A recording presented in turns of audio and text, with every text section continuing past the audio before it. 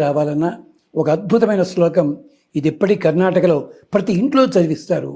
జ్ఞానానందమయం దేవం నిర్మల స్ఫటికాకృతిం ఆధారం సర్వ విద్యానాం హయగ్రీవం ఉపాస్మయే.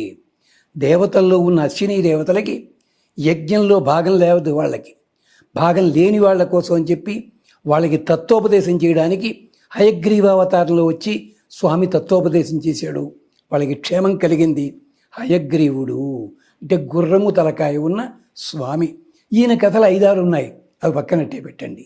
ఇది మాత్రం జ్ఞాన ఆనందమయం దేవం నిర్మల స్ఫటికాకృతిం ఆధారం సర్వ విద్యానాం హయగ్రీవం ఉపాస్మహే.